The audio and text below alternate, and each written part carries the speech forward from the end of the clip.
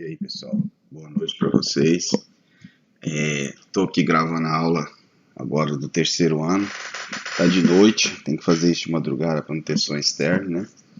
Bom, essa é a aula EAD, pessoal. Como nós estamos nesse processo agora, né, nós estamos fazendo essa aula que vai valer por 15 dias, tá bom?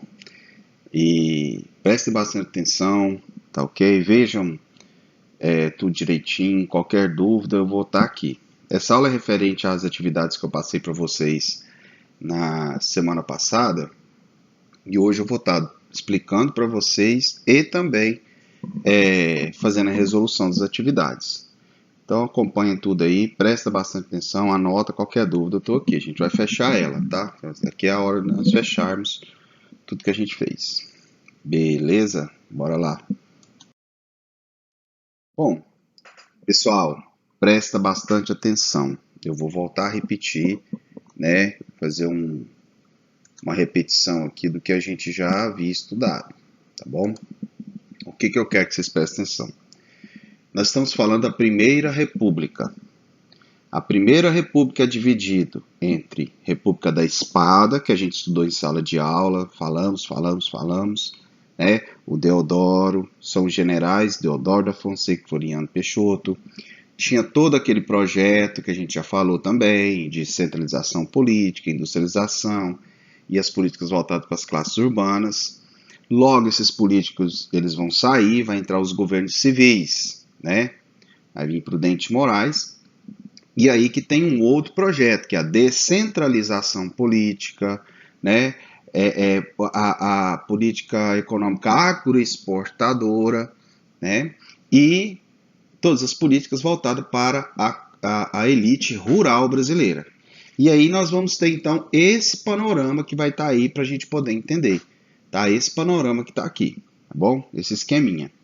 O que a gente tem? Tem a primeira questão, o café com leite, né? O café quer dizer que é São Paulo, né? SP, e o leite quer dizer Minas Gerais. O que está falando aqui? Porque nesse período houve uma hegemonia no governo federal entre os estados, né, de São Paulo e o estado de Minas Gerais. Eles se aliaram politicamente, né, pelo que a gente entende, e eles dominavam o executivo federal, certo? Então dominavam tudo que existia dentro disso. Só que como eles dominaram isso, eles criaram uma política descentralizada, que é o quê? Chamado política dos governadores. Presta atenção aqui embaixo, ó, galera. Como que funcionava isso? Eu já havia explicado, só estou recapitulando, tá?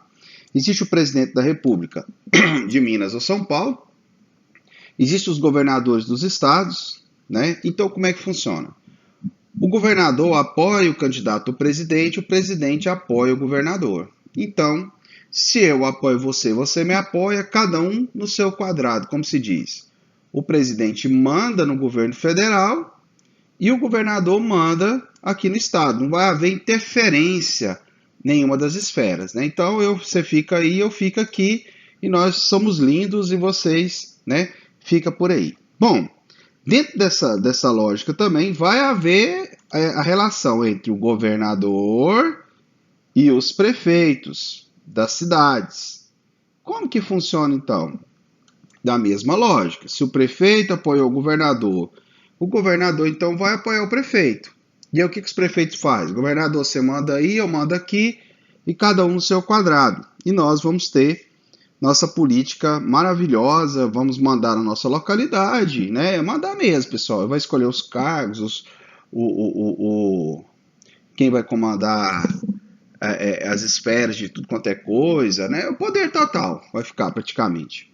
E aí nós vamos ter, então, para toda essa estrutura funcionar, nós temos que ter o quê?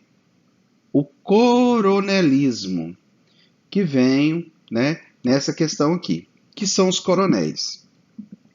Esse nome coronel vem da Guarda Nacional, do período Feijó, da regência. Naquele período, ainda no Império, pessoal, o governo era no Rio de Janeiro. Pensa bem, como é que ele mandava aqui em Goiás? Como é que ele mandava lá em Manaus? Como é que ele mandava lá no meio do Pará? Como é que mandava lá no sertão da Bahia, lá no sertão do Ceará? Então, era difícil, lá no sul do país, então era muito complexo. O que vai acontecer?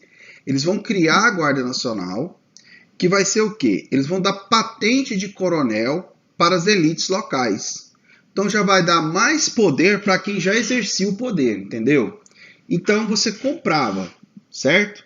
Então você comprava essa patente e passava a comandar aqui. Então quem comprava, quem tinha essa patente eram os grandes fazendeiros. E de lá para cá, depois que esse grande fazendeiro começava a entrar na política, começou então a se chamar de coronel. Tá? Por isso que saiu esse nome, coronel. Né? Isso aconteceu também nos Estados Unidos, que eles tinham um governo lá em Washington, né? E eles estavam lá no meio do Texas. Como é que eles vão colocar ordem lá? Então eles escolhiam um xerife. Em nome do estado, colocava lá o xerife tomava conta para colocar a ordem. E isso era aqui no Brasil tinha o coronel. Bom, com isso, o coronel, ele era esse chefe local. Então ele mandava aqui embaixo, né? No município, geralmente os prefeitos e os coronéis eram todos aliados, e os coronéis mandavam, quando era aliado. Quando não era, tava aquela briga danada, né? E dentro desse processo tem o povo, o povão. Como que funciona? Nessa época da República, com a nossa primeira Constituição, quem que poderia votar? Homens alfabetizados. Pronto, esses votavam. Só que o voto era aberto, né? O voto era aberto, era nesse sentido que a coisa, então, fazia com que essa mecânica toda aqui funcionasse. Tudo isso funcionava, ó, toda essa mecânica do coronel, né? Toda essa mecânica do coronel aqui, tudo isso. Isso aqui tudo funcionava por causa desse negócio aqui, ó, por causa do coronelismo e por causa do tal do voto de cabresto. Vem aqui para a gente poder entender, né? Então, como que funcionava esse coronelismo? Presta atenção aqui. O que acontecia? Quem poderia votar? Quem poderia votar? Os homens alfabetizados, certo? Todo homem alfabetizado poderia votar, beleza. Só que, quando você ia votar, você tinha que declarar o voto. Era falar, tá? Já vinha com ele pré-pronto. Com isso, o coronel juntava quem era o povo dele para levar lá para votar, né? Para levar para votar. E assim, o cara falava. O cara nunca ia votar contra o coronel. Então, o coronel tinha uma quantidade de votos, né? Que se chamava curral eleitoral, tá? Curral eleitoral, que também tem um nome também até aqui bem descrito sobre clientelismo, né? Clientelismo vem do Império Romano, que era as grandes famílias tinham pessoas agregadas a elas que eram seus clientes, né? Isso é antigo, né? E esse clientelismo ele era muito presente. E por quê? Os caras que votavam nos candidatos do coronel, o povo era muito simples, não entendia muita coisa. Então, votava para agradar o coronel e, em troca, eles davam favores para esse coronel. E aí, o que acontece? E aí, né, pessoal, eles votavam para poder agradar o coronel. Então, eu vou votar para agradar meu amigo coronel porque ele vai me dar alguma coisa.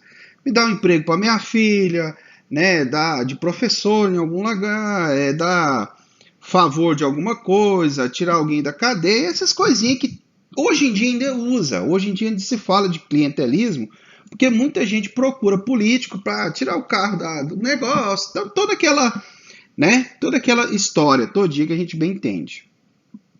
E assim, o povo era muito miserável, muito necessitado, e o coronel aproveitava. Né? Como os políticos hoje também aproveitam, né? Aproveita da miséria do povo, da ignorância do povo e aproveitava. Então, só que hoje o voto é secreto, nós vamos falar dessa história mais à frente. Bom, nós tínhamos então nessa época como principal produto o café, nós exportávamos café, o maior produtor do mundo, né? Mas era café. café, borracha, algodão, fumo, mais açúcar, mas era o café, nós ficávamos em cima desse negócio. Péssimo isso, o desenvolvimento industrial vai vir depois desse período aqui, né? E aí nós vamos ter esse cenário, uma miséria da população, o contraste entre os ricos coronéis, os ricos fazendeiros, entre a população miserável e pobre. Isso vai gerar o quê? Revoltas. E aí a gente vai estudar exatamente isso hoje na nossa aula, tá bom? Tá entendendo tudo? Lógico que eu não vou saber por enquanto, né, gente? Mas qualquer coisa, tira dúvida comigo no WhatsApp, tá bom? Eu vou ver se eu monto uma sala no Google Class, vai ficar mais fácil pra gente até corrigir a atividade. Mas depois a gente volta a falar sobre isso. Revoltas na Primeira República. Então, todo esse panorama vai criar locais, vetores para revolta, né? Então, muita miséria, 2% da população no Brasil era alfabetizada, né? Então, existia um grave vácuo aí de problemas gerais, que favorecia, logicamente, a República Velha. Bom, então nós vamos ter aqui, né, um organograma que eu peguei aqui, para a gente poder estar explicando. Práticas políticas dos governadores, né, política de troca de favores entre o presidente e o governador, então eles também trocavam favores, então eu te apoio, você me apoia, eu te ajudo, você me ajuda, entre o prefeito, o coronel e o governador, eu te apoio, você apoia, sabe que negócio, é para a elite se manter ali no poder e o povão que se dá, né? Vai ter o coronelismo e clientelismo, aquele troca de favores entre o coronel e o povão, ficava tudo nessa onda, né? Isso era muito prejudicial. E tinha a política do café com leite, que era um interesse somente de quê? Do café e de Minas e São Paulo, que era o grande produtor. Bom, nós vamos ter uma Constituição de 1891 que vai colocar o federalismo, que é a autonomia dos estados. Né? E de lá para cá isso aí vai ser bem latente, né? O presidencialismo, então vamos ter o chefe executivo, mandato de 4 anos, né, o presidente, nessa época. O sistema eleitoral, sufrágio universal masculino, desde que seja alfabetizado. Você pelo menos assinasse seu nome. Separação de Estado da Igreja, aquilo que a gente já até estudou, isso que é na época do Deodoro, né? Então nós vamos ter essas características da República, só estou recapitulando para vocês. O período da República, nós vamos ter o período aqui da consolidação, com o período da República da Espada e os primeiros governos civis, né? Aí, isso aqui é o período da institucionalização da oligarquia, onde as oligarquias conseguiram montar o esquema do político dos governadores, coronelismo, né, favorecimento do café, e a decadência da Primeira República, que muitos dos fatores vai estar presente na aula de hoje, que vai ocorrer essa decadência. E a Revolução de 1930, que vai fazer com que isso acabe. As principais revoltas, Guerra de Canudos, nós vamos estudar, né? Povão pobre, revolta da vacina, né? Essa é massa. Nós estamos hoje vivendo um surto, né, mundial de coronavírus, uma pandemia, né, que está matando pra caramba, né? Pode matar 2% da população mundial ou mais. Isso é muita coisa, tá? Revolta da Chibata, né, que nós vamos estudar também. Guerra do Contestado, nós vamos estudar também. Tenentismo, que vai ter a coluna Prestes. Nós vamos estudar o cangaço. E aqui também não está o nosso movimento messiânico aqui de Goiás, que é o movimento de Santa Dica, que eu vou estar também, né, passando com vocês, tá bom? Eu vou estar passando essa parte. Vamos lá. Guerra de Canudos. Bacana? Guerra mesmo. Pessoal, guerra mesmo, tá? Guerra mesmo. Canudos, esse arraial aqui, ó, né, uma fazenda que hoje está até debaixo d'água, represa de Sobradinho, que chama. Era uma fazenda abandonada que essa galera toda juntou lá para poder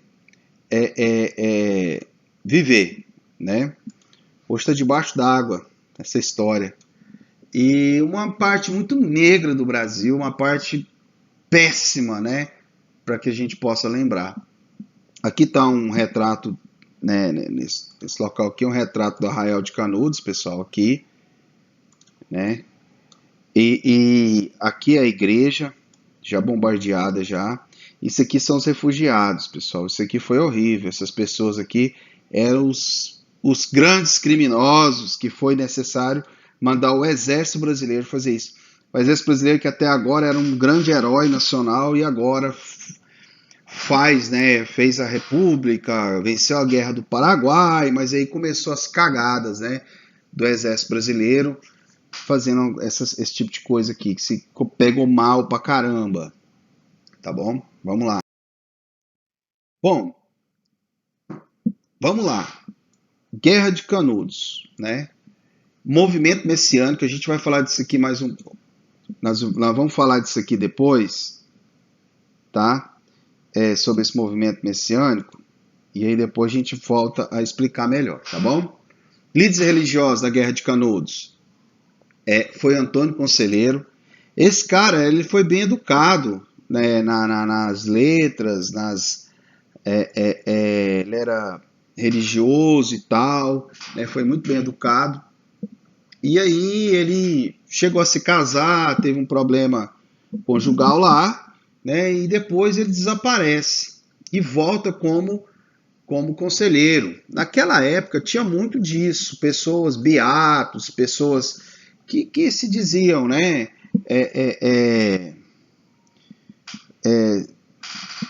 até mesmo católicos e tudo, né, que diziam homem de Deus e tal, existia muito isso lá, e a população se apegava muito, que a população, pela foto, você vê como é que era a população pobre, miserável, né, então esse povo se apegava a qualquer coisa que tivesse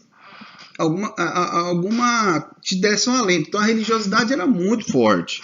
A gente percebe isso hoje em dia, a gente pode perceber pelas religiões protestantes, né, que está muito presente em comunidades mais pobres, que as pessoas vão lá para buscar um alento, né, e aí o conselheiro era um desses. Então ele tinha os ritos próprios lá, e isso incomodava a Igreja Católica absurdamente, porque a Igreja Católica, desde aquele concílio que expulsou os maçons, queria romanizar os ritos católicos. Eu falei isso para vocês quando a gente trabalhou o fim da República, o fim do Império, né? O problema lá com a igreja. E dentro daquela bula, o Papa também queria a romanização dos ritos católicos, que era o quê? Todo mundo tem que ir para a igreja, a missa em latim, de costa para o povo. Só que esses caras, né, esse povão mais simples, eles iam por meio do povão, era uma linguagem mais simples ainda, falava diretamente, então eles conseguiam juntar muita gente. E o que fazia com que isso tudo rolasse? As causas: miséria crônica da população nordestina, crônica, miséria, muita seca naquele lugar, fome. Lá foi terrível, gente, eu lembro disso até nos anos 80, hoje em dia está melhor, mas eu lembro disso até nos anos 80, muita miséria, muita fome, né? Má distribuição das terras. Logicamente, as melhores terras ficavam com os coronéis. E as terras piores ficavam com o povão e ali o povo da miséria, né? Descaso total com o trabalhador rural, né? Então eles precisavam, os coronéis precisavam do trabalhador, mas tinha um descaso. Existia leis trabalhistas, não existia nada disso. O contrato era ali. Muita gente trabalhava praticamente como escravo ali, porque recebia de comer, né? E olha lá, né? A seca era muito forte, aumento de impostos, porque com o Império, com a República, houve impostos, então todo mundo estava pagando imposto. E aí aquele cara sempre tinha que pagar imposto. Isso aí gerou, nossa senhora, os caras ficou muito puto, né? Então o povão estava tudo sem entender, mudou o sistema, mas eu não quero saber, eu quero continuar minha vida do jeito que está aqui. E aí muda para a República, fala que é melhor e está aqui me detonando. Eu nem sei o que é República, né? Os caras estavam desse jeito. Separação entre igreja, religião e Estado foi uma coisa também muito complicada, porque até esses beatos eram contra, porque a igreja tem que ser colocada no Estado e tal, mas ao mesmo tempo também eles criticavam a igreja, então era uma coisa absurda, né? O Estado decorrente da proclamação da República. Então era já aquele período de adaptação da República, né, de tudo aí, E o bicho pegou. O bicho pegou mesmo, que esse Antônio Conselheiro juntou muita gente, né? E o que aconteceu? Vamos lá. Camponês segue Conselheiro formando o Arraial de Canudos, ou Arraial de Belo Monte, no interior da Bahia. Eu mostrei para vocês no slide passado a foto. Bom, o que ele fez? Falou, olha, o Império era melhor porque tinha separação entre igreja e Estado, mas também o Império era uma porcaria. A igreja também erra nesse ponto aqui. Né? Casamento civil, onde já se viu, né? Casamento tem que ser com Deus, né? Deus que tem que abençoar. Esse negócio de pagar imposto, esse negócio, vamos montar uma cidade aqui e essa cidade será uma cidade abençoada por Deus, né? Esse movimento aqui vai ser, daqui nós vamos formar a cidade de Cristo na Terra. E aí ele foi juntando gente. Ele foi juntando gente. Chegou a ter, nossa, eu não lembro a estatística. Foi muitas mil pessoas, 20 mil pessoas. Para a época, pessoal, 20 mil pessoas é a metade de Santa Helena. Para a época era gente demais, né? E esse tantão de gente numa cidadezinha começou a incomodar o coronel. O coronel lá tinha 15 jagunços, o Antônio Conselheiro tem 20 mil. Poxa, esse cara faz o que ele quiser aqui, né? O coronel começou a se sentir ameaçado. Outro problema que vai rolar. Cadê os trabalhadores para trabalhar para o coronel? A galera tava tudo vazando, todo mundo indo para o Arraial. Era muito melhor, ué. Eu vou viver aqui. O cara fala bem aqui, o cara faz isso, faz aquilo, não tem que pagar esse tanto de imposto, o cara me dá um alento, é a coisa de Deus, né, e tal, e todo mundo já viveu uma vida boa mesmo. Eu falei, muito melhor testar essa, né, o que eu vou ficar nessa fazenda sofrendo miséria aqui, eu tô aqui nesse lugar cheio de fome, de vez em quando me arrumo um emprego, eu vou vazar. Então a comunidade formou um estado paralelo à república, abandonando as fazendas, deixando de pagar o dízimo e imposto republicano. Então o povo deixa de pagar o dízimo para a igreja e vai pagar para o conselheiro. Moça, esse trem deu BO mesmo. Então o governo republicano não queria esse estado paralelo, muito cedo isso, né? Os coronéis não queriam, a igreja não queria, e aí o que aconteceu? Começou a pressão em cima do Arraial, né? Coisa de pobre tem que arrebentar. Campanha de difamação contra Canudos atinge os principais jornais da capital, associado Canudos ao retorno da monarquia. Então, o que acontece? Começou então a ter, foi mandado até Euclides da Cunha para ir lá estudar isso. Ele trabalhava no jornal, eu queria fazer um livro de sociologia, que é Os Sertões, né?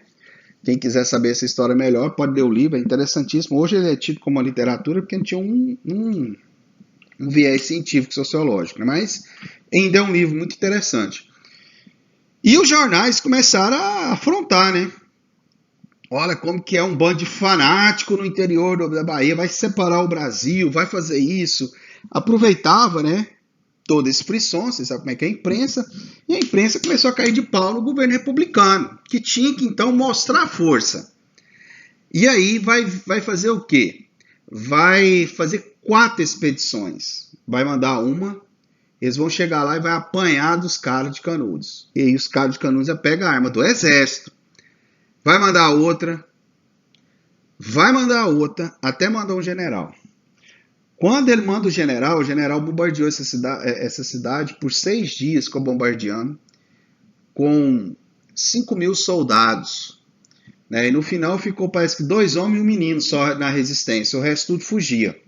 E durante o bombardeio, pessoal, houve algo horrível que o exército brasileiro fez. Era assim, eles cercaram a cidade e bombardeavam. Então não deixava nada entrar e nada sair. Ficaram ali por um bom tempo. E aí o que acontecia? As pessoas que saíam, eles morriam. Os atiradores matavam. Então as pessoas começavam a morrer de sede e de fome lá dentro. E a cidade foi massacrada. Né? E pegou esse tantão, como está na foto aí, ó, de pessoas refugiadas. Nessa foto mais em cima é a igreja. Olha para você ver o tanto que bombardeou aquela igreja, que no outro slide passado mostrava. Né? O conselheiro já havia sido morto, já estava morto, ele morreu lá de causas naturais dentro da igreja, e aí Canudos acabou.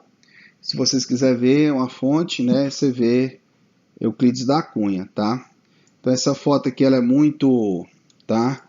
Ela é muito, mostra bem, olha lá, o exército lá atrás, né, e o povo miserável aqui, uma foto vergonhosa para nós brasileiros, né? Muito vergonhosa. Isso aí poderia ter sido resolvido de outra forma, sem sombra de dúvida. É que Canudos estava já tendo comércio, já estava tendo uma pulsar muito grande, então estava muito forte politicamente, então não poderiam mesmo, né? O conselheiro conseguiria eleger quem ele quisesse aí nessa época, então isso incomodou demais, né, a elite quis, né, esse desprezo pelo pobre, como tinha naquela época, fizeram tudo isso e acharam lindo, né? E os jornais meteram o pau. E isso foi jornais internacionais também, viu, gente? Esse negócio chegou a fora do Brasil. Guerra do Contestado, outro movimento messiânico que a gente vai estudar. Bacana? O que foi, pessoal? Fala contestado por quê? Essa parte aqui, ó, deixa eu tentar marcar aqui para você, vou marcar de rosa, tá? Essa parte aqui, tá vendo? Essa parte aqui é o rosa em homenagem ao Kaique e o Jonathan, né? do terceiro da tarde, tá? Essa parte aqui, ó, de rosa, também, o que acontece? Ela estava sendo contestada por Santa Catarina e pelo Paraná. Os dois queriam essa parte, né? E aí estava toda essa briga nessa época, então ninguém sabia o que era de quem aí. E aí essa região tinha também uma quantidade muito grande de pessoas de extrema pobreza. O Brasil era assim, né? Uma pobreza muito absurda, porque quem tinha dinheiro era a elite. Então, a elite rural e o resto que se dane, né? E vamos lá então para vocês verem. Região de extrema pobreza, camponeses desapropriados de suas terras para a construção de uma ferrovia, vou falar sobre isso também. Liderança do Beato Zé Maria, formação da comunidade livre, perseguição implacável ao governo republicano. O que aconteceu? O governo federal, né, deu para a Brasil Highway Company receber do governo 15 quilômetros de terras localizadas a cada lado da ferrovia, São Paulo e Rio Grande do Sul. Então tinha uma ferrovia que saía daqui até aqui. 15 quilômetros para lá, 15 quilômetros para cá, era da ferrovia. O governo deu. Pensa bem. E essas terras, olha só o tanto de terra que o governo deu. Por 80 anos, pessoal. Olha só para você ver, no ano 2000 mais ou menos, que os caras iam parar, né? 2000 não, né? Ia ser, mas por volta de 98 por aí, eles iriam parar de poder tirar madeira. Você imagina? Olha que absurdo. Então, o Lord Farquhar, que era o dono da ferrovia, um americano, ele veio para cá, para o Brasil. O que ele queria? Eu faço a ferrovia para transportar produtos, beleza, né? Capital estrangeiro, multinacional, beleza, legal. Né? Highway, né? Uma ferrovia que ninguém queria gastar com isso aqui, né? O governo achou bom demais, né? Vou dar pro cara, ele vai montar a ferrovia pelas custas dele, ele vai ganhar dinheiro demais, transportando produtos do Rio Grande do Sul para São Paulo, além de tudo. Só que o que o Farquhar queria de verdade era madeira. 15 quilômetros de cada lado, ele ia tirar madeira e exportar. Isso aí já ia dar muito dinheiro para ele, mas era muito. E além de tudo isso, o que o Farquhar fez também, quando ele construiu essa ferrovia? Ele vai trazer trabalhadores lá do Nordeste, viu? O povo miserável lá e tal. Vai encher de gente. E aí, vem todo esse povo para trabalhar, né? Então, vamos embora. E aí começou o trabalho. E aí começa a desapropriação. Quem que vai ser desapropriado? Pobre. Porque ninguém tinha documento. Você tinha a posse da terra, né? Mas ninguém tinha escritura de terra para ser indenizado. E o governo indenizava alguém, quanto mais pobre, moço, começou a arrancar esse povo tudo e começou o povo ficar na miséria. Pobre, de maré, né? E o povo começou a revoltar, né? Então vamos lá. Os camponeses apropriados, juntamente com os trabalhadores que eram demitidos, decidiram ouvir o monge Maria criar uma espécie de comunidade coletiva. Depois de se organizar, o monge dirige-se a Taquarussu, acompanhado de cerca de 300 mil fiéis. Então o que está acontecendo? Eles fizeram então essa ferrovia, ele começou a desapropriar, começou a tirar madeira, né? Ele vai tirar o grana dele, que se foda, pobre. O governo do seu país não está importando, eu vou importar? Eu quero é que você se lasca. E aí os trabalhadores que veio para cá, que trouxe lá da Bahia, lá do Ceará, veio tudo para cá. A hora que terminou a ferrovia, ó, todo mundo demitido. Os caras não tinham nem dinheiro para voltar. E começou a ficar mais gente, junto com os pobres, junto com tudo. Aparece nessa história o Zé Maria, né? Um beato, né? Que eu vou, como conselheiro, dando a letra pro povo. E aí o pau pegou, né? E aí eles começaram a fazer movimentos e brigar e tal, né? E brigando com o governo, brigando com essa ferrovia, o bicho pegou. E aí vai dar o fim do confronto. O que aconteceu? Como sempre, né? A corda sempre arrebenta do lado mais fraco. Em 5 de abril, depois do grande assalto a Santa Maria, registra-se que tudo foi destruído. Em dezembro de 1915, o último dos resultados revoltosos foi devastado redutos, né, pelas tropas de Setembrino, um coronel do exército, né? Adeodato foge, que era o Zé Maria morre, depois que Adeodato assume, porém com pouco tempo depois ele se rende, né? Lógico que vai ser preso e dá um jeito nele, né? Encerra-se então em agosto de 1916 com a prisão de Deodato, a Guerra do Contestado, e aí ficou por isso mesmo, né? O contestado ficou contestado, né? O povo morreu, o exército andou para tudo quanto é lugar, não existia um local próprio, eram vários locais, tá? E aí, mais um movimento messiânico. Vamos lá? Beleza? Qualquer coisa, pergunta para mim, galera, no WhatsApp, aí mesmo no YouTube. Depois eu explico isso para vocês aí. Movimento messiânico. Vamos lá, vamos explicar isso aqui. O que é esse conceito? Movimento messiânico é a crença na vinda ou no retorno de uma pessoa dotada de poderes especiais que trará paz e prosperidade na Terra. Então, tanto o conselheiro como o Zé Maria pregava isso, né? Que Cristo ia voltar, né? Deus e tal, todo esse negócio, eles falavam por eles e tal, né? A Terra. Inauguramos uma nova era, né? Então, fiquem aqui que logo vai vir alguém divino e vai fazer a gente viver melhor, porque do jeito que tá não dá, né? Decepcionado com a proclamação da República, camponeses de várias partes do Brasil se juntam a líderes carismáticos que prometem melhores condições de vida à população, porque a República estava pouco se lixando para o pobre e preocupado com as elites, né? E assim, esse é o movimento messiânico. Nós vamos ter o nosso aqui em Goiás, eu vou falar sobre ele também. Olha só esse cartaz, isso aí está lá na França, né? Chegou a ter isso até na França na época. Não, isso aqui não é da França, isso foi no jornal aqui no Brasil. Vou te dizer a República. Este tornando Ares alto lá. Aqui não passarás. Ah, tá. Aqui é o conselheiro barrando a República. Alto lá. Aqui você não entra. O reduto aqui é meu. E tem todos os personagens aí, né? Dizendo que o quê? A República aqui não vai entrar. Aí o Exército Brasileiro foi lá e mostrou se a República não ia entrar, né? Infelizmente, da forma que eles fizeram, pessimamente feito, né? Péssimo exemplo. Esse é o Zé Maria, você pode perceber, pessoa simples, homem simples do povo. Bom, esse é o nosso movimento de Santa Dica em Goiás. Né? Nós tivemos também nosso movimento messiânico, essa aqui também foi tenso, viu, galera? Bom, o que é Benedicta, né? Ou Santa Dica. O que aconteceu com ela? Saca só essa história, galera. Presta atenção. Nascida na fazenda Mozondó, cerca de 43 quilômetros de Pirinópolis, né, no ano de 1903. Benedicta ganhou fama muito criança. Segundo a lenda, com apenas 7 anos, faleceu. Galera, ela morre com 7 anos. Olha só, escuta.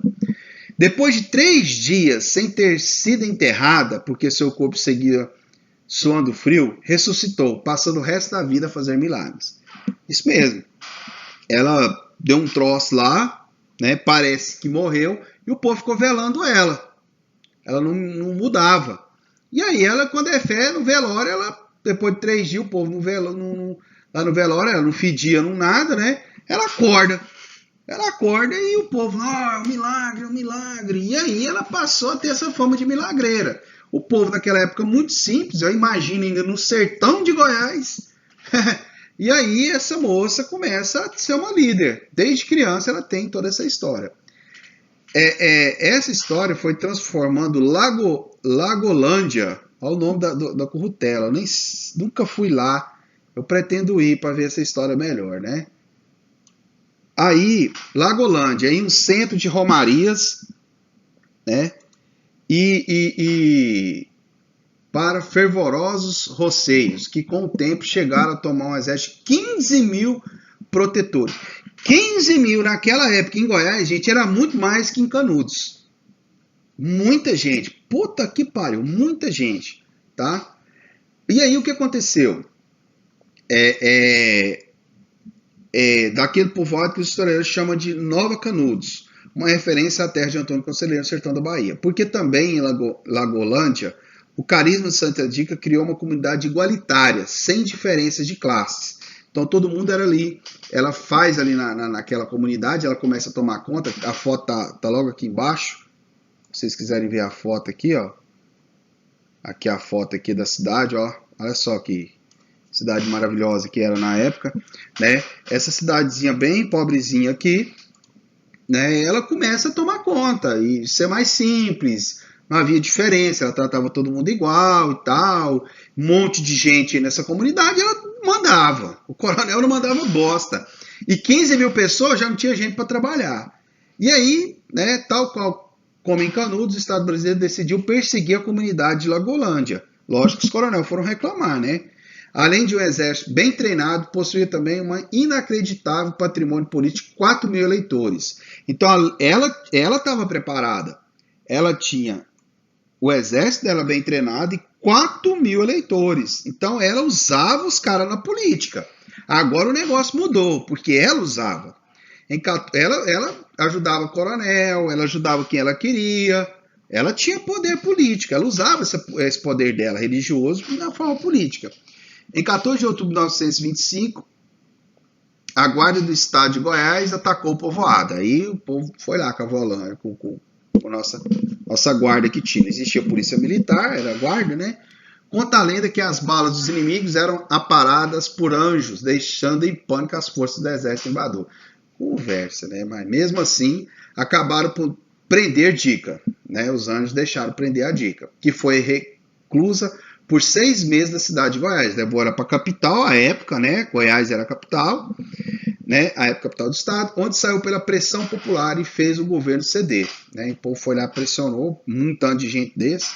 Lógico que tinha algum coronel ou outro apoiando, né? Também ajudou muito. Depois disso, Dica acabou por influenciar a política goiana e nacional. Elegeu seu marido, um jornalista carioca, prefeito de Pirinópolis, a cidade maior lá perto, e mandou tropas para a Revolução Constitucionalista em São Paulo. Daqui ela mandou soldado para lá. Olha o poder dessa mulher. Seus fiéis seguidores faziam o que ela queria e votavam em quem ela mandasse. Então ela tinha poder, mesmo depois que soltou.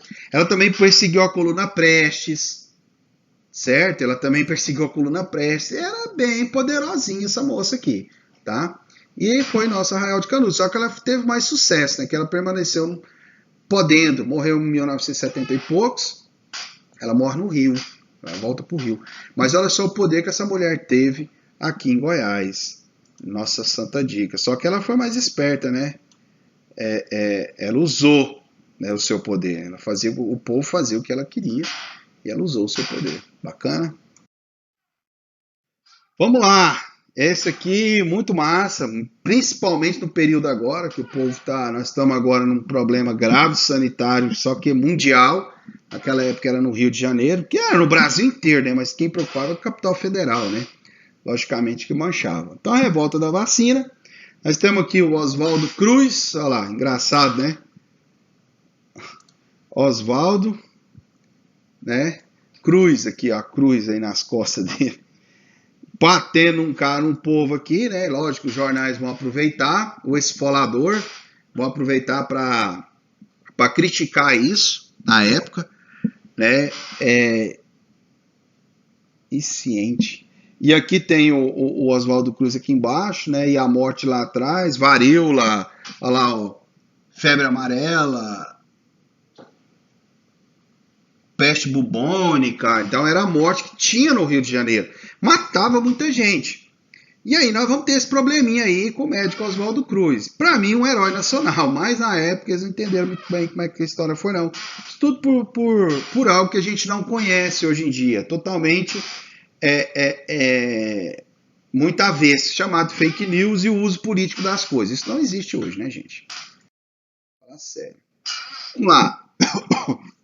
Olha só o tanto de notícia que tem. De cara a gente já tem charge de jornal, bonde virado, né? E notícias de tudo quanto é monta. Vamos lá tentar entender toda essa parada. A gente vai dar uma falada bastante. Enem cai isso aqui. Esse ano não vai ter saída. Para mim vai cair isso aqui, vai cair sobre vacinação, nem que seja redação, alguma coisa, né? Vai ter alguma coisa nesse ponto aqui. Vamos lá. Presta atenção. Olha para mim. Larga esse celular. Olha pro tio. Olha pra tela, né? Não pro tio, porque eu não vou aparecer minha cara linda aqui não, tá, gente? Sei que vocês estão morrendo de saudade de mim, mas eu vou ficar assim. Sei que eu sou lindo, mas deixa pra outra hora. Vocês me verem depois. Vamos lá. Nós temos uma imagem aqui de um bonde virado, que o povo virava bonde, fechou. A cidade do Rio de Janeiro ainda tinha becos e vielas, então era fácil você conseguir trancar ela, o povo fazia isso. Os fatos do homem, as arruaças, correrias, intervenção da Força Armada, tiroteio, mortes e feridos, barricadas, ataques, incêndio aos bondes, derrubada de condutores, coitados, condutor do bonde. E o centro da cidade, às escuras. Então o bicho pegou. Houve uma quebradeira geral na nossa capital. A nossa antiga capital, que era o Rio de Janeiro. Aqui do lado nós temos aqui uma charge de jornais, né? Tá o Oswaldo Cruz aqui lutando com a população, né? Ele e o povo tudo armado, porque o povo não queria vacinar. E o decreto era vacina obrigatória. Então, vamos vacinar na marra. E aí o bicho pegou. Aí depois a avenida, né? O cara cortando o braço do povo. Logo aqui embaixo tem, né, o corte do povo aqui, né?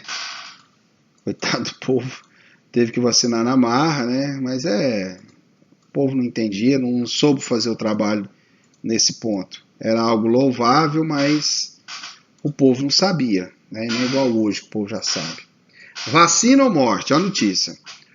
O governo arma-se desde agora para o golpe decisivo que pretende desferir contra os direitos e liberdades dos cidadãos. Deste país, a vacinação e revacinação vão ser lei dentro em breve, não obstante. Olha para você ver. Então, arma-se desde agora para o golpe decisivo que pretende desferir contra os direitos e liberdades. Então, o que o jornal aqui está fazendo? Uma crítica, aproveitando, porque jornal é um veículo, pessoal, que você pode usar politicamente. Você não pode usar rádio e nem televisão contra o governo. Você tem que ser imparcial, tá? Isso aí vocês têm que entender. Porque rádio e TV é da Presidência da República. Não sei se vocês entendem, a Presidência da República aqui concede. A Rede Globo, o SBT, tudo vem da Presidência da República, é concedido, né? Aí o cara concede o direito dele criar aquele meio de comunicação. Só que jornais impressos e revistas, você pode ter partido político. E naquela época, tinha o que de comunicação? Jornais e revistas. Principalmente jornal, panfletagem. E aí, meu irmão, o povo usava terrivelmente isso para uso político, né? E aqui tá falando aqui, ó. Tá bem decisivo que não deveria ter vacinação. Então, isso aí cai na boca do povo, o povão vai cair de pau.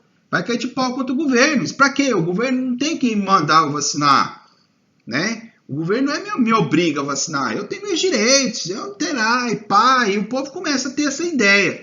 Mas é o menos que nós estamos tendo hoje. Não, eu faço confinamento se eu quiser. Pô, cara, mas se você não fizer, vai me prejudicar o que eu estou fazendo. É igual aquela ideia, se você não vacinar, a sua doença vai passar para mim, que eu estou vacinando, ou vai passar para outro, a doença não vai acabar, né? Então vamos vacinar, porque aí a doença acaba. Era a ideia do Oswaldo Cruz, que a ideia é certa. Mas, como sempre, se usa politicamente as coisas, né? Vamos ver essa outra notícia aqui. De modo que quem recusa a vacina é um criminoso. Aí esse aqui já está falando ao contrário. Como, digamos, o envenenador, o incendiário e o assassino, com efeito. Essa diretoria de saúde não considera criminoso os seus agentes que aterrorizaram a população com males, lutas físicas que envenenaram com essas letras diferentes. Então, aqui também vem também uma crítica também, porque o problema do obrigatório. Toda revolta vem por causa do obrigatório. Mas vamos com calma que vocês vão poder entender mais o negócio, o buraco é bem mais embaixo. Qual que é o buraco embaixo? Pobreza extrema, falta de saneamento básico, e aí vai. Todos os problemas sanitários do país vêm com essas ideias, e aí vai, né? Bora lá, vocês vão entender a revolta da vacina com mais coisas, né? Vamos lá, contexto, vem comigo, contexto, aqui em cima, galera, ó. Vem comigo aqui, ó, contexto. Mas o pretinho, vamos ver o vermelhinho aqui, ó. Contexto. Vamos lá para vocês poderem entender como é que isso vai rolar. Porque muita gente assusta. Nossa, mas a vacinação é bom. Não é, mas... Vamos ver. Na República Oligarca, governo Rodrigues Alves. Rio de Janeiro. Crescendo desordenadamente. Que era a nossa capital, então, desordenado o quê? Não tinha um plano de crescimento da capital. E havia um período de muita gente indo para dar, procurar emprego e toda aquela história. E aí o povo começa a se amontoar onde está, né? Para procurar emprego, para trabalhar, né? Superlotação, muita gente, epidemias, né? Que aí começou a ter várias e várias doenças, né? Sem saneamento básico, péssimas condições. E o que acontece? Como o governo não tinha um planejamento, não tinha nada, as pessoas se amontoavam. Hoje a gente pode ver o morro lá, os morros no Rio. Isso tudo é dessa época, galera. Tudo é dessa época. Mas tem mais coisa que o governo tem culpa. E o que estava acontecendo? Muita febre amarela, matava muita gente. O problema dessas doenças é que está lá no pobre, mas ela também matava o rico. Então o rico queria acabar com isso. Então vamos destruir, né? Mata qualquer uma, a doença não persegue. Varíola, uma doença horrorosa, né? Peste bubônica, que é a mesma peste negra, também tinha muito aqui. Então essas doenças eram muito comuns, todo ano tinha, todo ano problema, todo ano com rolo, né? E aí era algo que dava problema. Proposta de remodelar o Rio de Janeiro. O que aconteceu? Vai ter um prefeito chamado Pereira Passos. Ponto. O que o Pereira Passos queria? Ele queria modernizar a capital. Como assim, professor? Ele precisava fazer do Rio de Janeiro ficar bonito. Era a capital do país. Inclusive, é uma cidade muito bonita mesmo. E no centro da cidade, existia muito cortiço, pessoal. Cortiço é aqueles... casa de madeira, meio de pau com madeira, meio com um monte de coisa. E aí o que acontecia? As pessoas viviam amontoadas ali, né? Todas amontoadas ali. E o que acontece? Nesse amontoamento de gente, né? Passava muita doença um para o outro. Tinha lá um banheiro só, uma privada no fundo. Era aquela coisa horrível, né? Que existia naquela época lá. Então aquilo ali era um posto de doença. E no Rio de Janeiro, grande parte dos cortiços estava dentro do centro da cidade, porque não existia transporte público como tem hoje. Hoje a gente mora no bairro e vai para o centro trabalhar. Naquela época não. Você morava, você ia a pé. E aí o povo pobre ficava ali no centro e aproveitava aqueles cortiços que tinha, né? Você alugava um quartinho e ia morar ali, e aquilo ali era um posto de doença, de problema. E como existia muita a população muito amontoado, né? E como existia a ideia de modernizar, ele queria fazer o quê? Largas avenidas no Rio, praças e um monte de outras coisas. O que ele faz então? Ele começa a desapropriação. E grande parte da desapropriação vai desapropriar quem? Logicamente, as áreas que têm cortiço. E assim ele fez. O que o povo fez, pessoal, dos cortiços? Quem acabou com os cortiços, o que você vai fazer? Mudar para o morro, que é o lugar que não tem ninguém. No morro não tem calçamento, não tem saneamento. Aí também lá estava pior ainda. E o povo foi para lá. Agora você imagina como é que estava lá. E aí, se já estava ruim no centro, no morro ficou pior. Porque mais amontoeira, mais gente, mais doença, menos saneamento. Porque aí, né, o cara faz as necessidades dele, joga ali na rua. Canaliza ali e vai pro córrego. Hoje ainda o Brasil, metade do nosso problema, metade dos residências no Brasil não tem saneamento, gente. Metade. A maioria é tudo fossa. Tá? Tem lugar que nem é fossa, você joga na rua. Tem um cara que mora, você sai de casa, o esgoto tá ali na rua. E olha só como é que era. Naquela época ainda era pior. Nós estamos falando de mais de 100 anos depois. Nós estamos assim, imagina aquela época. E isso gera muita doença, muita podridão, muita coisa. E aí o bicho pegou mesmo. E o povo, a doenceira, né, passou adiante. E a reforma Pereira Passos foi feita, né? E aí modernizou a cidade, o povão foi para as beiras, né? E aí começa então a criação de favelas, conforme eu falei. Entra como ministro da saúde na época, não existia ministro, mas era um secretário, Oswaldo Cruz, que era, para mim, um herói nacional, gente. Eu não boto ele de jeito nenhum. O que o Oswaldo Cruz faz? Coloca uma vacinação, vamos vacinar o povo. Porque se nós vacinarmos, a doença vai parar de passar, nós vamos imunizando as pessoas e com o tempo nós vamos acabar com a doença. Isso nós fizemos o século inteiro, o Brasil foi exemplo disso até hoje. Agora que nós estamos voltando com doenças horrorosas aí, sarampo, essas coisas não existia há pouco tempo, paralisia infantil, isso aí não existia. Agora está voltando porque o povo não está vacinando. Olha só para você ver, né? Tanto que é importante a vacinação. E aí o que aconteceu? O governo, então, inteligentemente, apoia Oswaldo Cruz numa vacinação da população. Bom, o que acontece então?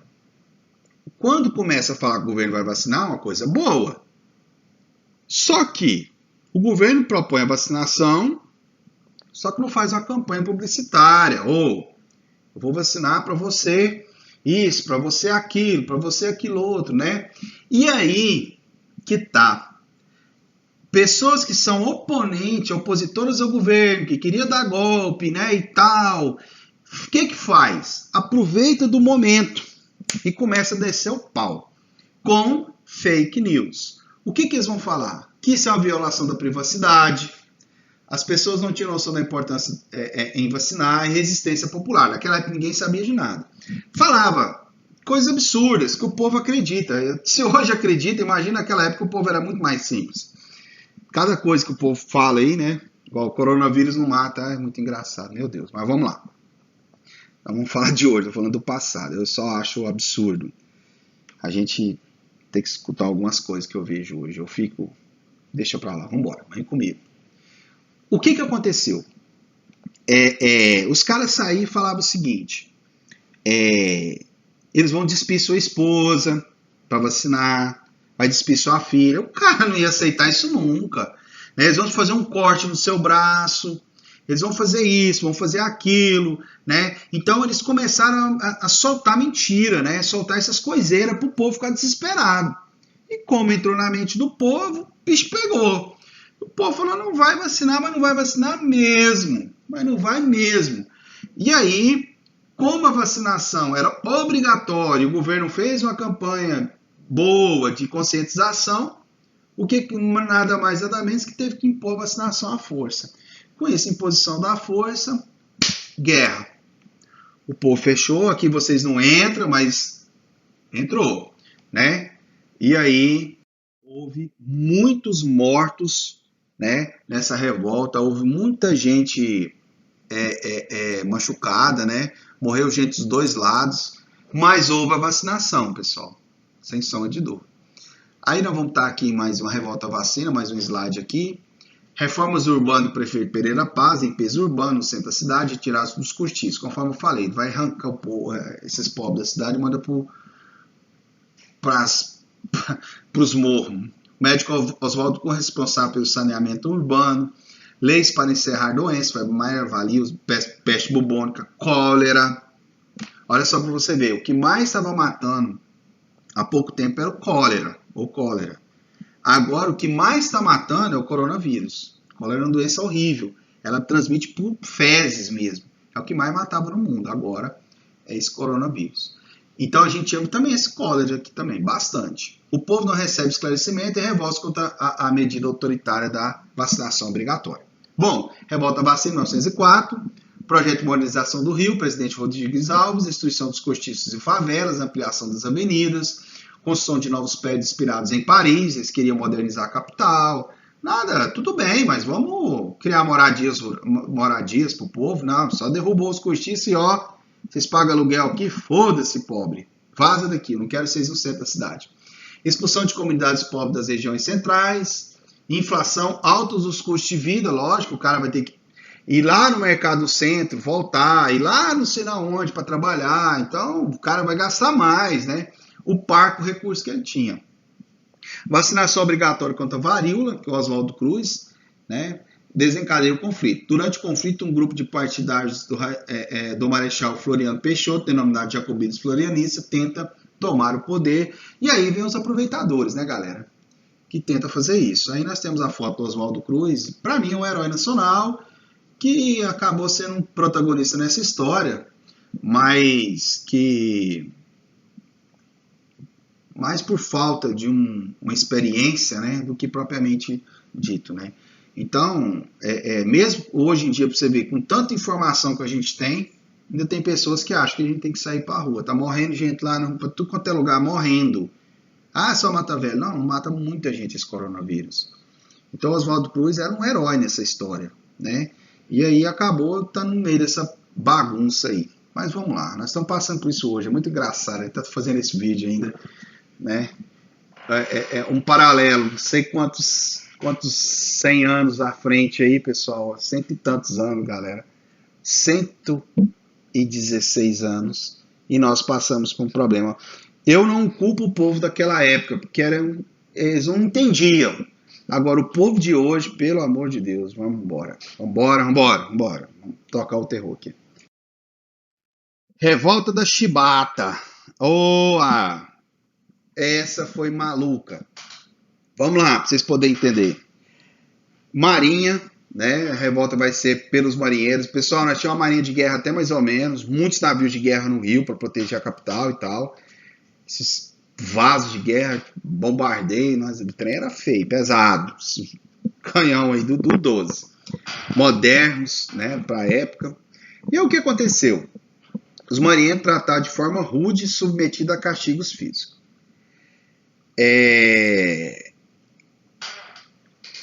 Na marinha, toda a vida, nas marinhas, né? O capitão, ele tem que manter a ordem dos navios, pessoal. Você imagina, você é um capitão de uma fragata, de um navio em português, né? Fazendo viagem lá para Macau, lá na China.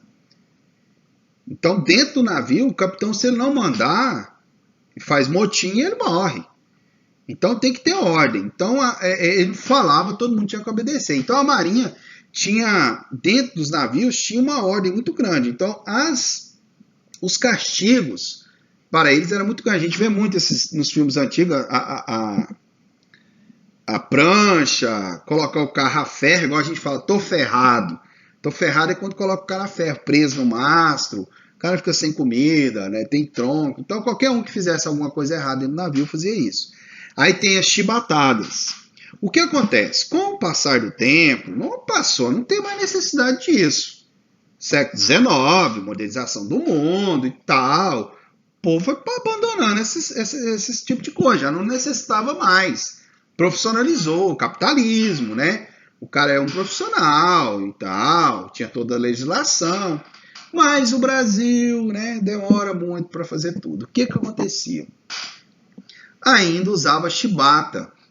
E ainda maltratava muito os caras com comida ruim, com alojamento ruim, e além de tudo eles apanhavam. E muitos eram negros. Em 1910, nós tínhamos 1888, 22 anos somente da abolição da escravidão. Então, não era uma cena muito bonita ver um oficial branco, né, que os oficiais do Exército Brasileiro, da Marinha e da Aeronáutica são da elite, né, é engano da gente achar que o cara vai subir na carreira, mas ele só sobe a galera lá. Esses oficiais, então, batendo em um cara negro dentro do navio, como castigo. Isso não ficou legal, né? E aí os caras pegam e revoltam. Esse João Cândido revolta, o almirante negro, que foi chamado, né? Toma 3 navios de guerra da Marinha, né? E aí ele toma os navios de guerra, aponta os canhões para a Marinha e queria negociar. Falou, ó, se vocês não der o que nós queremos, nós vamos arrebentar essa cidade inteira, né? E aí esses navios começam a querer bombardear. E aí o que aconteceu? O governo, vamos conversar, vem cá, vamos falar, se vocês se render, nós vamos dar anistia para todo mundo, e vocês ficam de boa, nós vamos melhorar a condição de vida de vocês. E os caras descem do navio, e o que acontece? O governo mentiu. Pega os caras tudo e prende, expulsa João Cândido da Marinha, prende os caras e faz some com um monte aí, e aí faz toda essa ideia. Só que não mais teve castigos corporais na Marinha do Brasil, né? De lá para cá não aconteceu mais. Vamos lá. Vamos aí. Agora nós vamos para um outro movimento, o tenentismo, né? Vem comigo, galera. Tenentes. Quem eram os tenentes? Do Exército. São oficiais, os primeiros oficiais ali, né? E eles ficam mais próximos da tropa. E aí, eles tinham uma filosofia diferente, são novos oficiais e queriam a modernização desse país. Já estava muito estranho isso aqui. Só que o problema é que eu não gosto de exército entrar em política, né, gente? Isso aí não é função do exército. O Brasil tem um defeito grave com isso, né? Exército em política. Para mim, exército, quando entrar na política, tem que pegar quem entrou e desaparecer com isso. Para mim é crime. Mas embora entrar, vamos continuar nisso. É crime, né? Não é para mim é crime, não é crime. Na Constituição nossa é crime. Tenentismo, características. Militar de baixa e média patente que se revolta contra a corrupção eleitoral e exclusão social. Interessante. Eles estavam nada mais nada menos que constatando algo que estava terrível, né? Agora, você protestar é uma coisa, você querer interferir na política é outra. Eu já não gosto disso. Mas existia mesmo um sistema, né? Eles não gostavam do sistema do café com leite, não gostavam do sistema coronelista, eles não gostavam daquilo, porque aquilo atrasava o país. E eram jovens, pessoal. O cara, quando é jovem, ele quer mudar o mundo. Ele quer o mundo do jeito que ele deseja. Ele está certo, né? E aí o que acontece? Eles eram formados pela escola de guerra. Então não era gente boba, tá? Não era gente tão trouxa assim. Eles estavam muito revoltados contra o que estava rodando. Pediu o retorno dos princípios da Constituição de 1891 e o fim do voto aberto, querendo o voto secreto. E aí eles começaram a fazer algumas revoltas. Uma delas, vamos lá. O tenentismo chegaram a promover revoltas, como por exemplo a revolta 18 do Forte. Essa aqui, pessoal. Essa foto aqui embaixo, aqui, ó. Eram 18 tenentes, né, que queriam tomar o Forte Copacabana. Vamos lá. Vamos nessa história. Revolta 18 do Forte Copacabana. Essa revolta ocorreu em 5 de julho de 1922. Foi duramente combatido pelas forças oficiais.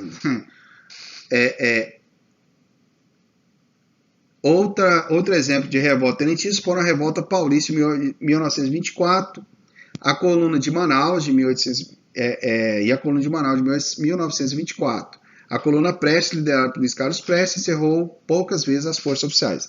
Então, esses 18, aí teve em São Paulo, tinha até um tipo de tanque lá, em Manaus também teve, os tenentes foram bem bravos. Então, esses caras aqui é o 18 do Forte. O que era? Houve a notícia do governo, uma notícia falsa, né, do governo da época, que os tenentes não gostaram. Então, 17 oficiais saíram às ruas e falaram que nós vamos tomar o Forte Copacabana e vamos dar um golpe no Brasil. E que engraçado, você tá vendo esse indivíduo aqui que eu tô circulando? Quem que é esse cara? Ele tá com guarda-chuva na mão, galera, na praia de Copacabana.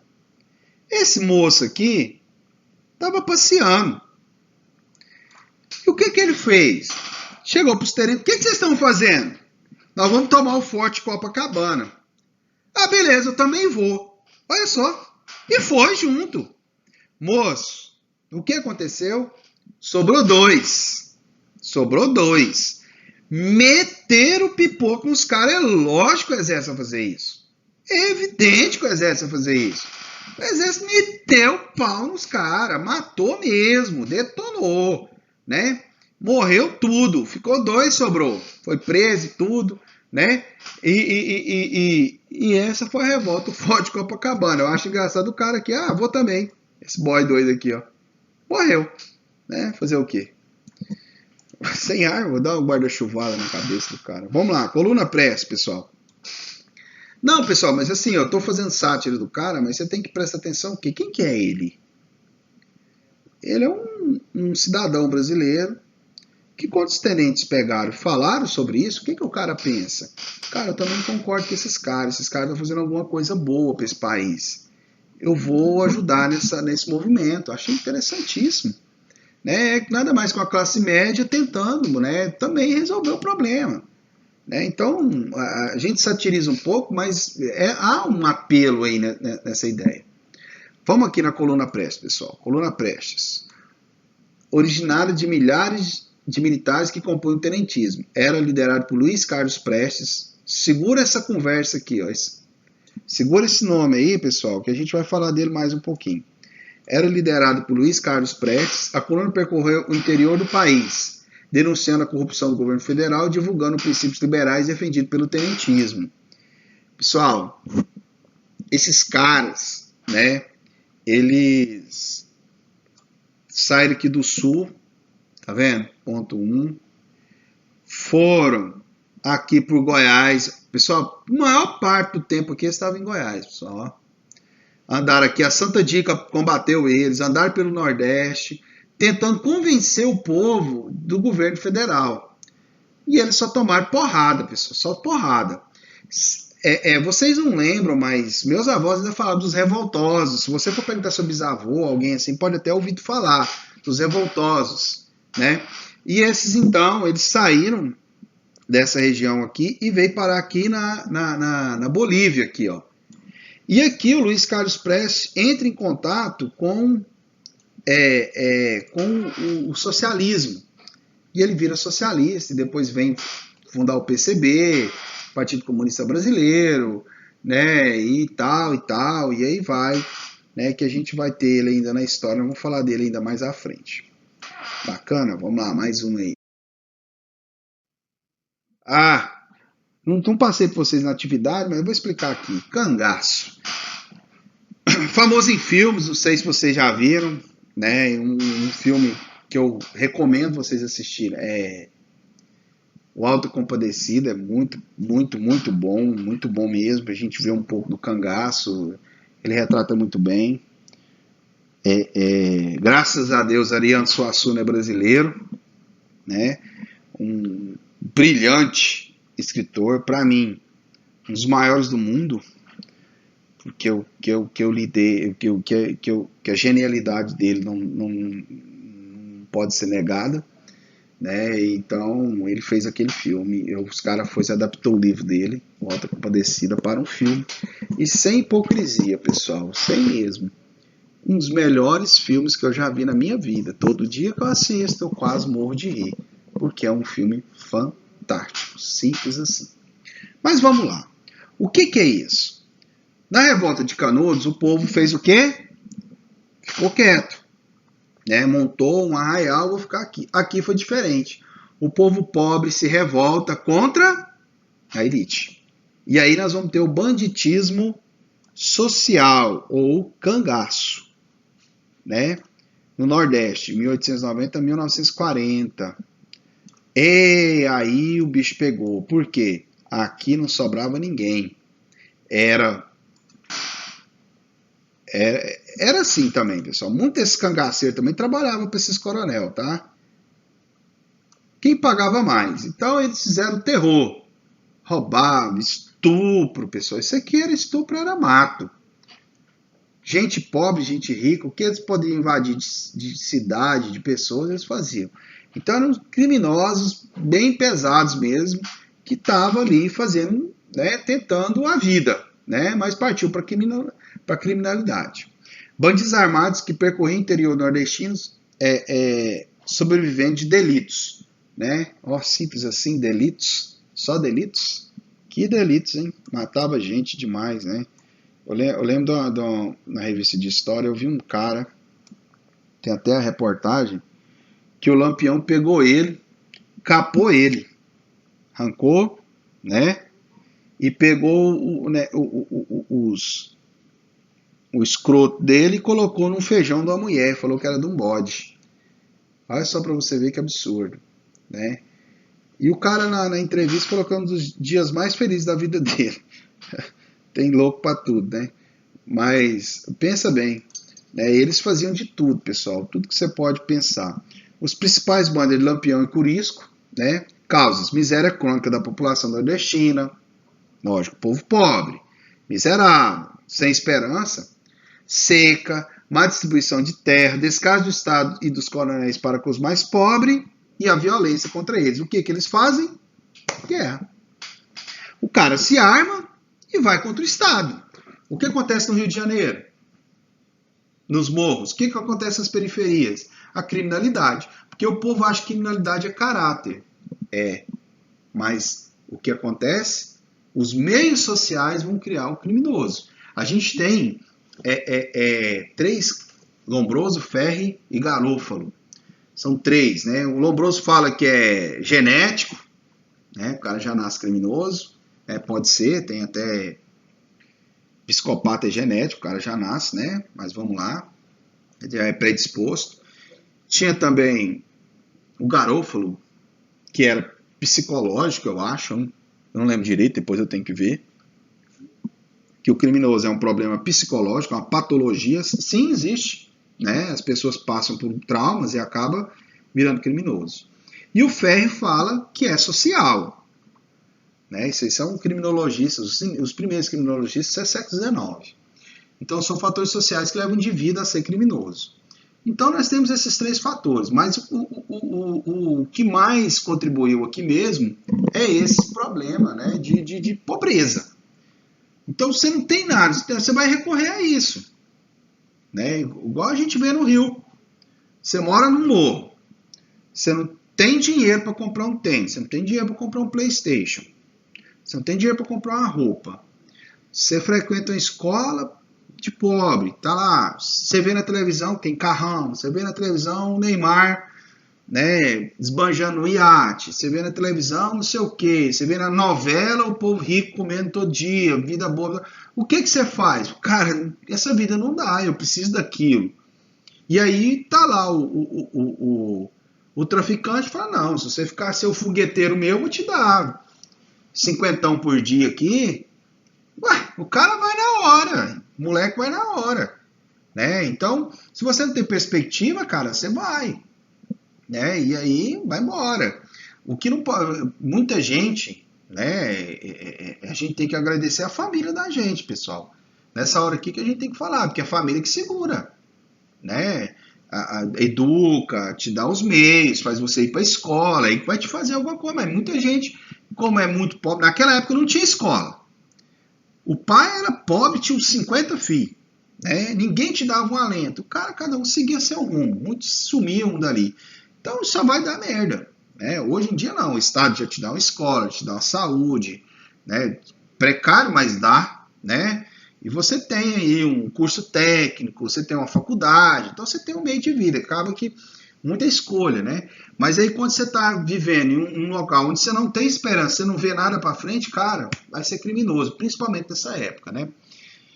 E aí esses bandidos aqui se armaram, e aí tinha o mito do Robin Hood, né? Porque dava pros ricos, roubava dos ricos para dar pro pobre. É, conversa fiada. Os caras eram ruins pra caralho, né? E aí o governo começou então a dar. O governo do estado da Bahia premiará com 50 mil réis. Rapaz, é muito dinheiro. Ao civil ou militar que capturar ou entregar de qualquer modo à polícia o famigerado bandido Virgulino Ferreira da Silva, vulgo Lampião. 50 mil réis. Era muito dinheiro na época, né? O bandido, vivo ou morto, pessoal, podia matar o cara, né? E aí, eu quero ver o cara que tinha peito para isso. E aí, nós temos o Lampião aqui, né? E aqui a mulher dele, a famosa Maria Bonita, né? Que diz que era bonita, né? Não sei, depende do gosto, né?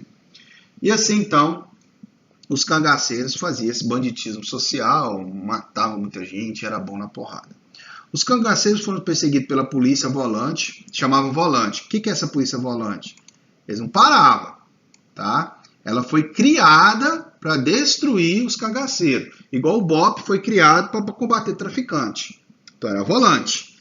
Tá vendo? Tá vendo o paralelo, pessoal? Por que políticas sociais são importantes? Por que o Estado é importante em atender a população? Porque senão dá merda. Dá nisso aqui, ó. Não tem o que falar, pessoal. Não tem o que fazer. Né? Não tem outra saída. Então, né? E essa volante, então, perseguia esses cangaceiros e o bicho pegava. Essa volante também não era de Deus, não. Matava pra caralho. Né? E eles terminavam 1 a 1. Aí foi matando, foi matando. Eram os únicos que despertavam medo nos coronéis, lógico, nos cangaceiros, justamente por não ter perspectiva de melhorar suas condições e, portanto, não precisava temer desrespeito às leis vigentes. Estava cagando pro Estado. Só que logo, logo eles vão conseguir matá-los e olha aqui, ó. Vão matar e expor a cabeça deles aqui. Mais um erro do Estado brasileiro. Arrancar a cabeça dos caras, né? Isso é erradíssimo.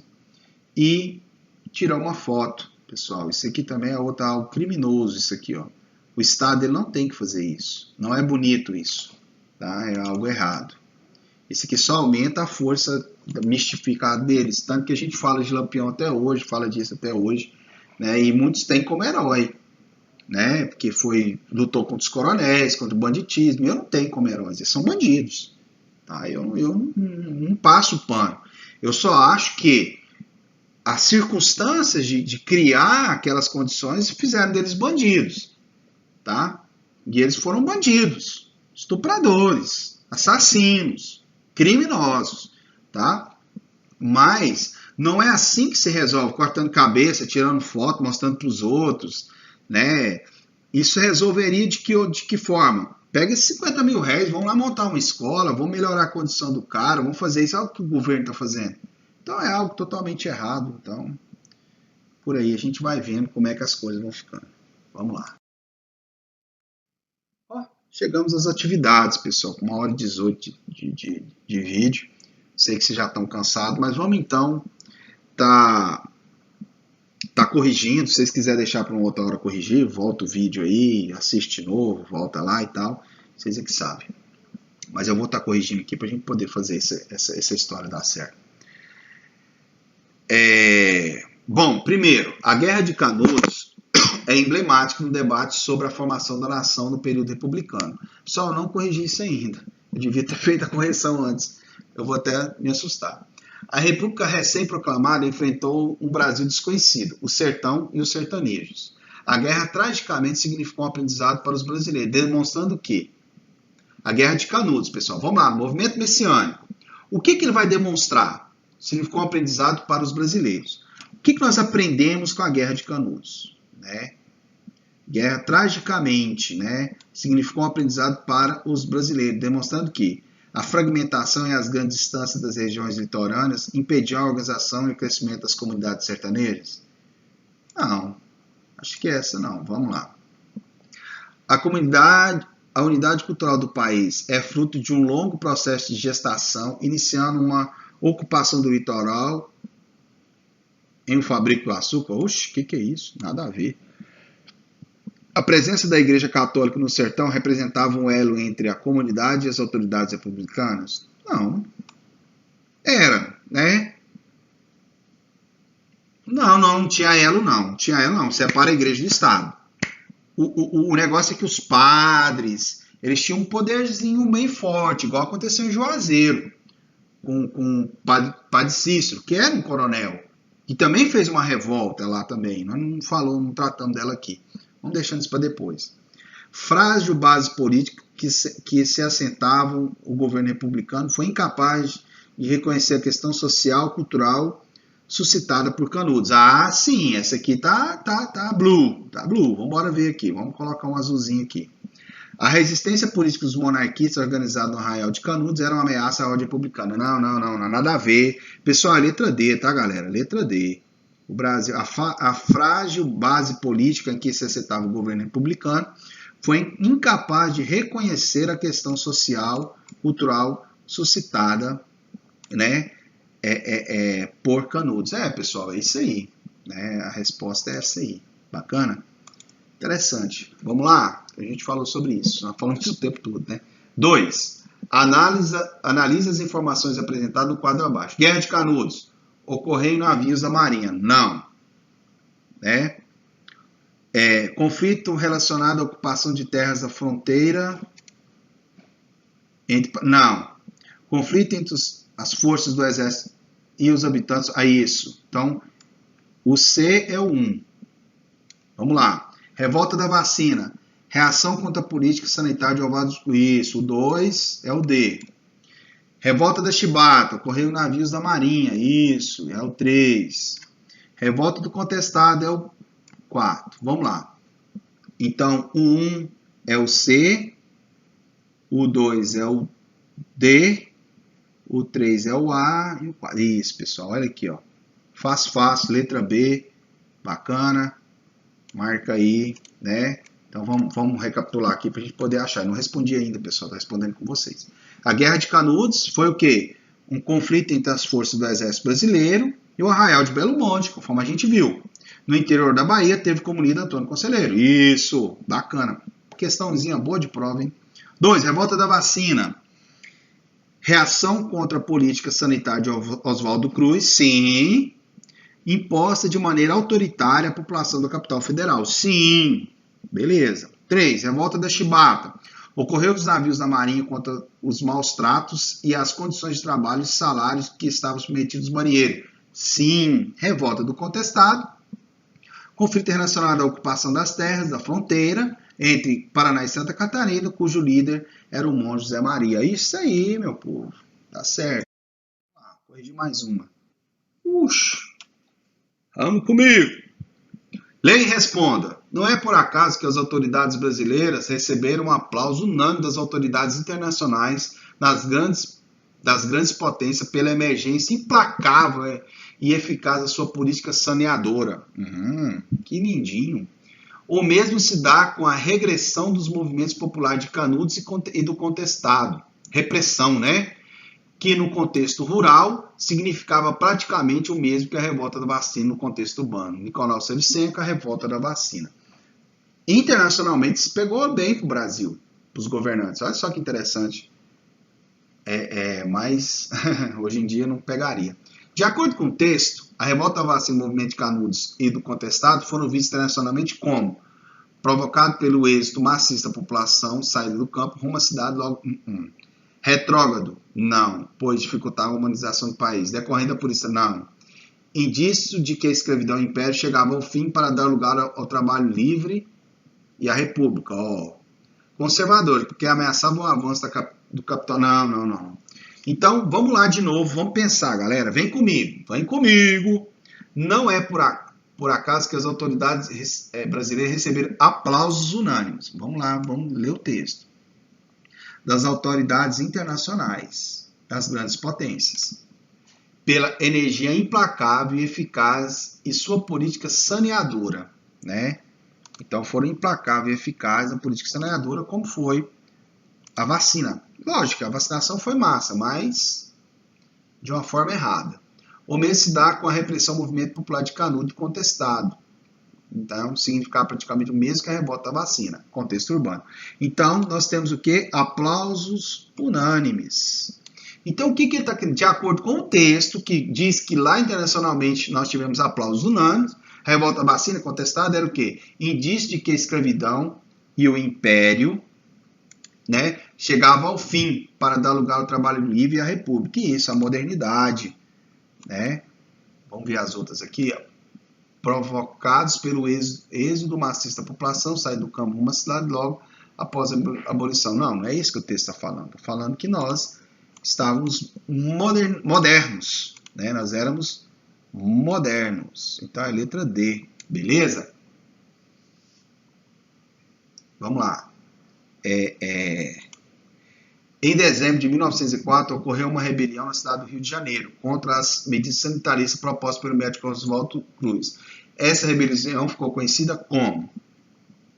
Como, pessoal? Pelo amor de Deus, a gente falou isso o tempo todo, se vocês me responder, dá para matar um.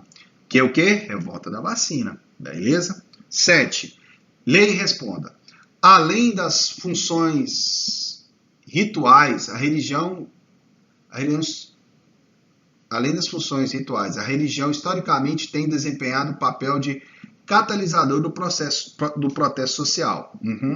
Os movimentos messiânicos, isso decorre de forma clara, pois estão ligados à crise de estrutura e organização social. Sim, entre a fé e a política. No Brasil, quais movimentos podem ser considerados movimento messiânico no período da República Velha? Quais, pessoal? Olha, esse aqui é a revolta da vacina. Qual que é? Contestado e Canudos. Né? São movimento messiânico. Por quê? Falavam que vai ser os líderes religiosos, né? Que viria alguém, né, logo depois, que tem toda uma terra abençoada por Deus, que teve todos os seguidores. Isso é um movimento messiânico clássico. Pessoal, não pulou para 5, né? Vamos para 3 agora. Foi mal. Botei o slide errado, mas vamos lá. Como sempre, pessoal, vocês sabem como é que eu sou. Então, sem estresse. República Brasileira. Na última década do século XIX, caminhava para a consolidação da oligarquia dos coronéis fazendeiros. Bom, a gente viu que a República Oligarca entrou, né? Oligarquia, poder de poucos, pequenos pouco, elite rural. A crise econômica financeira agravava as condições de vida da cidade e do campo, né? A rebelião de Canudos pode ser entendida como movimento de hesitação dos mandatários políticos em desfechar medidas repressivas contra a gente oprimido. Hesitou em desfechar medidas repressivas? Hesitou? Não, senhor. Não teve êxito nenhum. A hora que eles precisou, eles pegaram e fizeram. Essa está fora. Tensão social agravada pela expulsão dos camponeses que atuavam nas frentes pioneiras catarinenses e paraenses. Não, mas tá falando de Canudos, não é? Não, é Canudos. Canudos foi na Bahia, não foi no Paraná, não. Isso aqui também tá fora. Resistência da população sertaneja contra a estrutura agrária fundiária e as medidas repressivas oficiais. Aqui tá mais ou menos. Vamos pensar, vamos continuar na outra. Descontentamento dos fanáticos que buscavam efetivar práticas liberais burguesas. Oh, meu Deus, o povo nem sabia o que é liberalismo burguês. Tava longe. Isso aqui não, pessoal, fora. Rebeldia dos jagunços que se opunha à rede de açudes e campanha de combate à seca. Oh, meu Deus, jagunços também não. Então, qual que é, galera? Qual que é a letra? Resistência, a letra C. Resistência da população sertaneja contra a estrutura agrária fundiária e as medidas repressivas oficiais. Bacana. Então, vamos... Tá aqui. Próximo, 4. Canudos, contestado, Juazeiro, não falou dessa, que é do padre lá, né, padrinho Padicício. E Cangaço, na década de 1920, demonstra que a Primeira República, o campo foi palco de intensos movimentos sociais que, embora heterogêneos, diferentes, né, e de diferentes motivos, expressavam revolta com a miséria e exclusão social. Pessoal, tá muito forte essa aqui. Provavelmente é essa, tá? A oligarquia dominante estava tão segura de seu poder que não se preocupou muito em reprimir movimentos carentes. Nossa, não preocupou que eles reprimiram pra cacete. Pegaram os pobres e arrebentaram. O movimento insurrecional foram poucos, mas muito perigosos para o sistema de poder, porque representava apenas não, nada a ver, velho. Não representou tanto assim não, só aqui só para não falar mal, né? O sistema político adorava, embora oligarco, era flexível e aberto o suficiente para integrar e sobreviver, absorver os descontentamento social. Foi demais, hein? Mandar o exército matar o povo brasileiro foi, não, bem flexível, né? Lógico que não. Os movimentos sociais expressavam reivindicações e aspirações de caráter misto, rural e urbano, articulado, milenarismo com anarquismo. Nada a ver, pessoal. Eles não tinham nenhum viés ideológico, assim, de político, que tinha ideologia política, pessoal. Anarquismo é ideologia, que a gente vai falar num outro momento, que a gente for falar sobre movimentos mais urbanos, que foi movimentos operário e tal. Só a letra A, tá? Bacana. Depois eu falo sobre isso. Lei Responda. Em abril de 1897, organizou-se a chamada Quarta Expedição, sob o comando do general Arthur Oscar de Andrade Guimarães. Desde que essa tropa, uma poderosa máquina de guerra, foi posta em funcionamento até outubro do mesmo ano, quando Canudos foi arrasado, 8.000 homens lutaram contra os conselheiristas, usando os mais modernos equipamentos. Nossa, que horrível. A partir do texto, explica o movimento de Canudos, levando em consideração o conceito de messianismo e mandonismo local. Mandonismo local é o coronel, viu, gente? Que mandava na região, não estava nem aí para os pobres, né? Queria explorar mesmo e tal. E o messianismo, aquele cara que vem falar sobre a galera de Deus e vem dar todo aquele alento, consegue arrebanhar as pessoas, dá uma estudada aí e faz um texto legal, tá? 9. Observe a imagem e responda. Em que consistiu a revolta do Forte de Copacabana no contexto da República Velha? O tenentismo, né, que queriam modificar o país, que queriam acabar com essa corrupção, acabar com essa política atrasada do café com leite, acabar com isso, modernizar esse país, né, melhorar um monte de condições. Esses jovens tentaram fazer isso, né, e o revolta do Forte de Copacabana foi uma delas. Bacana? Faz todo um trabalho aí para nós, responde aí, qualquer coisa eu tô aqui, falem comigo, né, que eu tô aqui para organizar com vocês. Tudo bem, galera? Meninos, boa noite para vocês, também tarde da noite aqui, vou estar postando aqui. Por favor, pessoal, qualquer dúvida, pode escrever até mesmo aí no YouTube, ou mandar para mim pelo WhatsApp, vocês sabem meu nome, pelo grupo. Eu tô com vocês, vamos nos cuidarmos, vamos aguardar, que daqui um dia a gente vai estar junto de novo na escola, tá? Eu sei que vocês estão morrendo de saudade de mim, vocês me amam, né? Fazer o quê? Eu sou lindo. E aí a gente volta a falar. Próxima aula, galera, a gente vai trabalhar sobre a Primeira Guerra Mundial, tudo bem? E aí a gente vai estar fazendo a mesmo jeito, vou passar um texto, umas atividades, vocês vão ver uns vídeos no YouTube, e aí vocês vão responder. Depois eu venho com fechamento, tá ok? Depois vocês colocam o feedback lá, pessoal, se vocês estão gostando desse sistema, tá? Eu tô vendo aqui que eu vou entrar no Google aqui, sala de aula, para ver se eu faço uma sala de aula pra gente. Vocês possam entrar, a gente conversar, postar as atividades, depois eu volto a falar com vocês. Bacana? Mesmo voltando às aulas, eu gostei desse esquema, e a gente pode estar adotando, caso vocês acharem interessante.